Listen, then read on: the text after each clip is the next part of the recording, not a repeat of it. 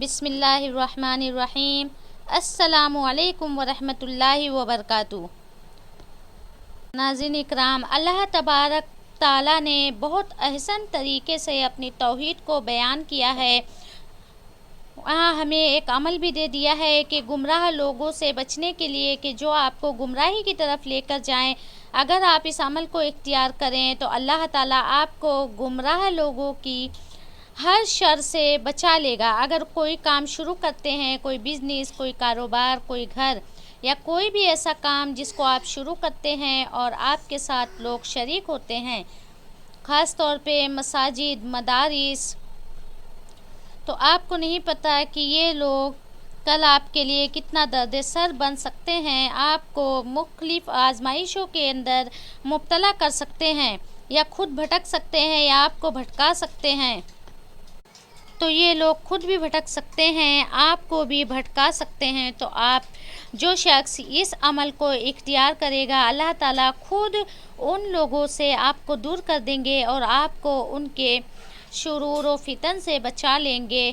ہر نیک کام کے آغاز میں اس کو پڑھنے کی تدبیر یہ ہے، کیونکہ یہ عمل خود اللہ تعالیٰ کا بتایا ہوا ہے۔ اللہ تعالیٰ خود بتا رہے ہیں اور ہمیں سمجھانے کے لیے کہ دیکھو، میں اللہ کی ذات، زمین و آسمان کو میں نے تخلیق کیا۔ کیونکہ مشرک جو ہیں وہ جب بتوں کو بناتے تھے اپنے ہاتھوں سے تو پھر ان کو سجدے کرتے تھے، حاجت روا کہتے تھے، ان پر یقین رکھتے تھے، اللہ کے ساتھ شریک بنا دیتے تھے۔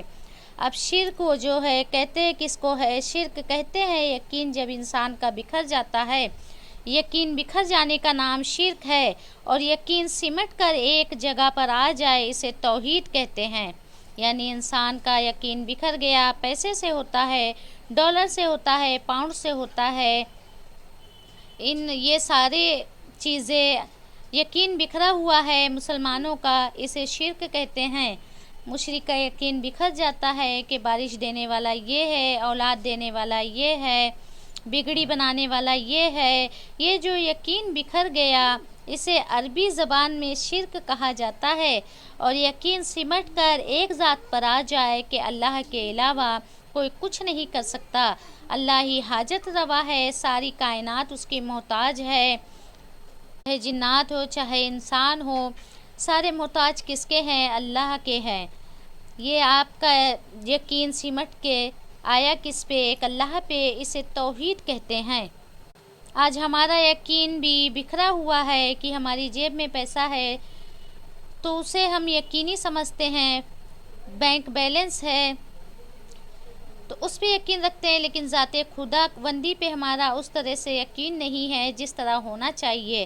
تو اس یقین کو پیدا کرنے کے لیے اللہ تعالیٰ ہم سے کتنی پیاری بات کہہ رہے ہیں۔ اللہ تعالیٰ کا انداز دیکھیں، اللہ تعالیٰ ہمیں بڑے احسن انداز میں فرمایا کہ مکہ کے مشرکوں، وہ مشرک تو 1500-1400 سال پہلے جو ہے چلے گئے، آج پوری دنیا کے اندر چاہے مسلم ہے چاہے نان مسلم ہیں، دنیا کے اندر ساروں کو اللہ تعالیٰ سمجھاتے ہوئے کہتے ہیں کہ تم کہتے ہو یہ اللہ کے وزیر ہیں، مشیر ہیں، معین ہیں، یاد رکھو لعنت اللہ ولا مثالہ ومثل لہ ولا معیل لہ، اور فرمایا اس کا کوئی مددگار نہیں، لا شریک لہ، اس کے ساتھ کوئی شریک نہیں۔ اس کو ہم اپنے الفاظ میں یوں کہتے ہیں، اللہ کی ذات ہمیں کیسے بتا رہی ہے، ما اشہدتہم، تم سارے کے سارے ایک بھی اس وقت موجود نہیں تھے،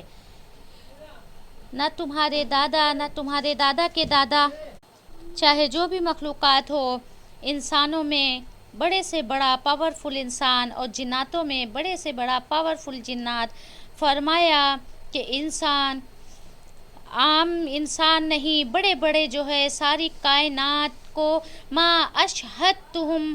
اب اشہدتہم میں اللہ تعالیٰ نے سب کو خطاب کر کے فرمایا اے انسانوں، اے جنات، کیونکہ قرآن کا مکلف ہے۔ اب آپ یہ دیکھیے کہ یہاں اللہ تعالیٰ نے سب کو خطاب فرمایا کہ تم سارے کے سارے اس وقت موجود نہیں تھے، کب؟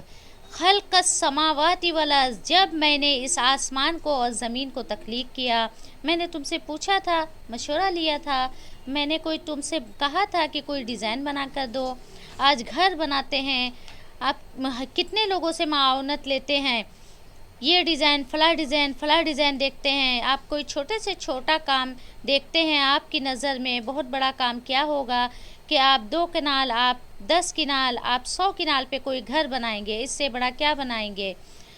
کہ اتنے بڑے تو کسی کے گھر ہوتے ہی نہیں ہے۔ لیکن اللہ تعالیٰ کہتا ہے کہ میرے آسمان کو دیکھو، پھر دیکھو، ذرا بتاؤ تو صحیح کوئی نقص ہے اس میں؟ بغیر پلر کے میں نے اس کو کھڑا کر دیا۔ اب اللہ تعالیٰ کہتا ہے تم سارے تھے، میں نے کسی سے مشورہ نہیں لیا، مجھے کسی کی ضرورت ہی نہیں، اس لیے کہ میں خالق ہوں اور تم مخلوق ہو، میں رازق ہوں اور تم مرزوق ہو، میں معبود ہوں اور تم عابد ہو، اور میں صمد بے نیاز ہوں اور تم مجبور ہو، اور تم میرے سامنے کوئی ویلو نہیں رکھتے۔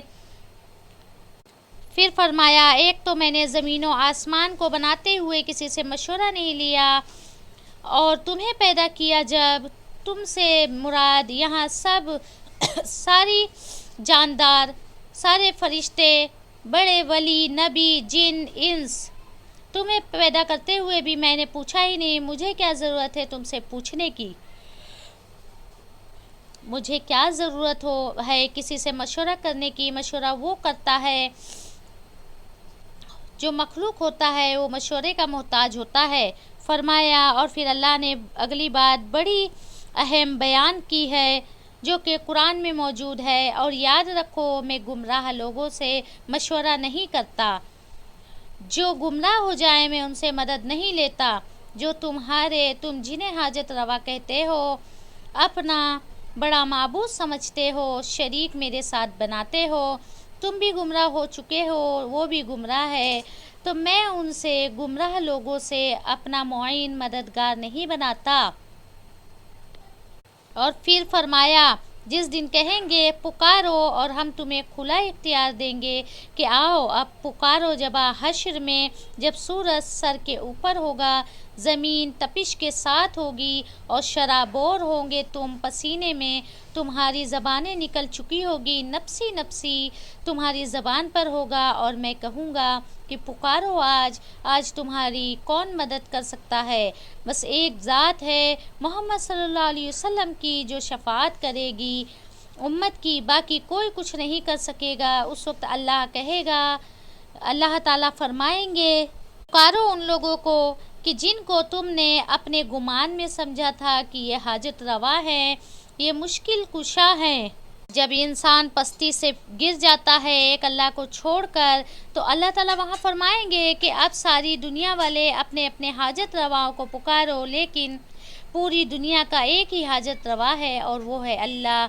تو فرمایا کہ تم سارے پکارو، وہ تمہاری ہرگز نہیں سنیں گے۔ یہاں تو تم ویسے بھی اپنے دماغ کو تسلی دے دو گے کہ میرا کام تو ہو گیا، میں نے یہ کام کیا، میں فلاں جگہ گیا، میں فلاں جگہ گئی۔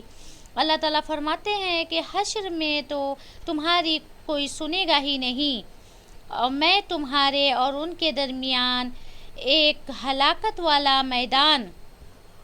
حضرت ابن عباس رضی اللہ تعالیٰ عنہ فرماتے ہیں کہ یہ جیسے صحرا ہوتا ہے، جیسے وہ ہلاکت والے صحرا ہے جہاں پانی نہیں ملتا، اور وہ ایسے میدان صحرا میں ہم ان کو ایسے چھوڑ دیں گے۔